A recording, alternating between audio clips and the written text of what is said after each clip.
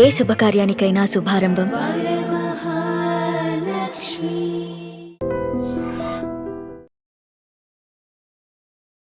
నమస్కారం, welcome to I dream. నేను మీ సంగీత. రీసెంట్గా సోషల్ మీడియాలో ఒక వీడియో తెగ వైరల్ అయింది. అదేంటంటే ఒక ట్రైన్లో ప్రయాణిస్తున్న మహిళ కెటల్ పెట్టి దాంట్లో మ్యాగీ తయారు చేసింది. అదనేది ఆవిడ చాలా హ్యాపీగానే తయారు చేస్తున్నట్టు చాలా ఇదిగా చేసింది, కానీ అది ఎక్కువ వైరల్ అవడంతో అది రైల్వే అధికారుల దృష్టికి కూడా వెళ్ళడం జరిగింది. ఇక వాళ్ళు ఒక్క నిమిషం కూడా ఆలోచించకుండా ఆ మహిళ ఎక్కడి నుంచి ఎక్కడి వరకు ట్రావెల్ చేసింది అని పూర్తి ఇన్ఫర్మేషన్ తీసుకొని ఆవిడ పైన చర్యలు తీసుకోవడం చేసింది సెంట్రల్ రైల్వే అధికారులు. అసలు ఏం జరిగింది, ఎందుకు తీసుకోవాల్సిన అవసరం వచ్చింది అని అంటే, గతంలోనే ఒక 5 సంవత్సరాల క్రితం నుంచి కూడా రైల్వే అధికారులు చాలా క్లియర్గా చెప్పారు, ఎలక్ట్రికల్ వస్తువులకు సంబంధించింది ఏదైనా సరే ఈ రైలు ప్రయాణిస్తున్నప్పుడు వాటిని ఉపయోగించకూడదు అని చెప్పేసి ఎప్పుడో మెన్షన్ చేసింది. అయినప్పటికీ కూడా ఆవిడ కెటల్ని యూజ్ చేస్తూ దాంట్లో మ్యాగీ చేస్తున్నప్పుడు అనుకోని సంఘటనని ఏదన్నా చోటు చేసుకుంటే ఏదైతే వాళ్ళు ప్రయాణిస్తున్నారో ఆ బోగి మొత్తం కూడా మంటలతో నిండుకునే అవకాశాలు ఉంటాయి.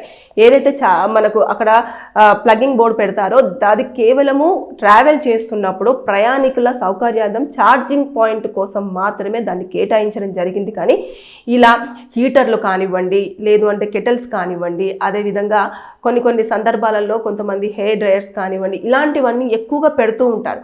ఇవన్నీ కూడా ఎట్టి పరిస్థితుల్లో ఆ సందర్భంలో అక్కడ యూజ్ చేయడానికి లేదు. ఒకవేళ చేసిన పక్షంలో ఖచ్చితంగా ఇప్పుడు సెంట్రల్ రైల్వే అధికారులు ఏ విధంగానైతే ఈ మహిళ మీద చర్యలు తీసుకోవడం జరిగిందో అదే విధంగా ఎవరైతే యూజ్ చేస్తున్నారో, ఇక ఈ మధ్య కాలంలో సోషల్ మీడియా అనేది చాలా ఫాస్ట్గా మనకంటే పనిచేస్తుంది కాబట్టి వారు ఎవరో ఒకరు దాని వీడియో తీసేసి పెట్టారనుకోండి, అది తెగ వైరల్ అవడంతో ఇమీడియట్గా వారి దృష్టికి వెళ్ళింది అంటే ఆటోమేటిక్గా వారి ఇక మీదట ఎప్పుడూ కూడా రైల్లో ప్రయాణించకుండా చేసే అధికారం వాళ్ళకు ఉంటుంది. దాంతోపాటు వారు ఏదైతే ఉంటారో వారికి పైన కూడా రైల్వే అధికారులు చర్యలు తీసుకోవడం జరుగుతుంది. వారు రైల్వే పోలీసులకు ఇన్ఫర్మేషన్ ఇస్తారు. వారి అండర్లోకి తీసేసుకొని వారిని పూర్తి స్థాయిలో ఎంక్వైరీ చేసిన తర్వాత వారికి పనిష్మెంట్ అనేది ఉంటుంది. తర్వాత లోకల్ పోలీసులకు కూడా వారు హ్యాండ్ ఓవర్ చేస్తారు. చేసిన తర్వాత వారు ఏ చట్టాలు అయితే అప్లికేబుల్ అవుతాయో రైల్వే చట్టాల కింద దాని ప్రకారంగా సెక్షన్స్ అరెక్ట్ చేస్తారు. చేసిన తర్వాత వారికి ఎన్ని ఇయర్స్ పాటు జైలు శిక్ష పడుతుంది, అదేవిధంగా ఫైన్ విధిస్తారా అనేది కూడా డిపెండ్స్ ఆన్ వారు యూజ్ చేస్తున్న దాన్ని బట్టేసి, వారు చేసిన పనిని బట్టేసి డిపెండ్ అయి ఉంటుంది. వారు మొత్తం కూడా ఎంక్వైరీ చేస్తారు.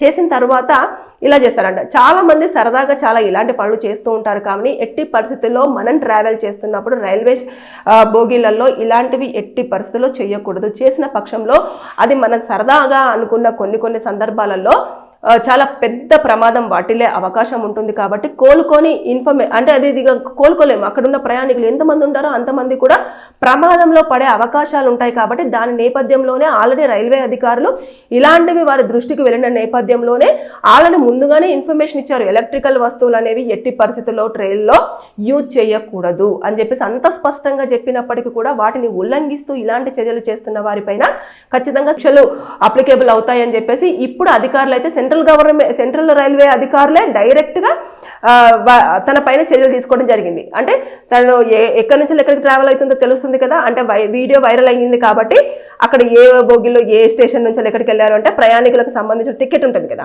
ఆ టికెట్ నేపథ్యంలోనే మొత్తం కూడా తీసుకుంటారు అన్నట్టు. ఎవరెవరు ఏంటిది అని మొత్తం చెప్పేసి చేసిన తర్వాత ఆ బోగిలో రిజర్వేషన్ చేయించుకున్నారా, జనరల్ బోగియా, ఇవన్నీ కూడా ఎంక్వైరీ చేస్తారు. రైల్వే వాళ్ళ దగ్గర కూడా మొత్తం డీటెయిల్స్ అన్నీ ఉంటాయి.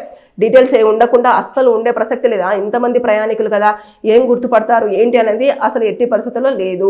రోజుకి ఎంతమంది ట్రావెల్ చేస్తున్నారు, ఎంతమంది ఎక్కడి నుంచి ఎక్కడికి వెళ్తున్నారు, ఎక్కడ ఎంతమంది వాళ్ళు దిగుతున్నారు ప్రయాణికులు అనేది కూడా పూర్తి స్థాయిలో ఇన్ఫర్మేషన్ ఉంటుంది. ఒకవేళ తీసుకున్న టికెట్ పరంగా కాకుండా వేరే చోట దిగినా కూడా వాళ్ళకి తెలిసిపోతుంది ఆటోమేటిక్గా. అంటే వాళ్ళు అట్లా సిస్టమ్ని అలా వాళ్ళు మోల్డ్ చేసుకుంటారు. ప్లస్ వాళ్ళు అలా పెట్టుకోవడం జరుగుతుంది. కాబట్టి ఇది తెలిస్తే చూద్దాంలే అని చెప్పేసి అనుకుంటే ఇప్పుడు ఎవడ కూడా అనుకుంది, ఏమనుకుంది, నన్ను ఎవరు గుర్తిస్తారు, ఎవరు పట్టుకుంటారు అని చెప్పేసి అన్నట్టుగానే చాలా ఇదిగా నవ్వుతూ క్యావా అని చెప్పేసి వాళ్ళు అటు నార్త్ సైడ్ జరిగింది అనుకుంటున్నాను నేనైతే. ఎందుకంటే వాళ్ళ భాష అంతా కూడా హిందీలో ఉండడం జరిగింది కాబట్టి అటే జరిగి ఉంటుంది. కాబట్టి ఆవిడ అనుకుంది ఎవరు చూస్తారులే, ఎవరు పట్టించుకుంటారులే, నా పని నేను చేసేసుకుందామని మ్యాగీ చేసుకొని తిందేమో. కానీ తర్వాత మాత్రం ఖచ్చితంగా అధికారులు ఇన్వాల్వ్ అయ్యారు. ఆవిడకు ఒక పనిష్మెంట్ అనేది పడడం జరిగింది. కాబట్టి దయచేసి నేను ఈ వీడియోలో చెప్పేది ఏంటంటే, మీరు గనక రైల్లో ప్రయాణం చేస్తున్నప్పుడు ఇలాంటి ఎలక్ట్రికల్ ఎలక్ట్రికల్ వస్తువులు తీసుకెళ్ళినప్పుడు ట్రైన్లో మాత్రం యూజ్ చేయకుండా ఉండడమే ఉత్తమం. ఒకవేళ యూజ్ చేసినట్లయితే ఖచ్చితంగా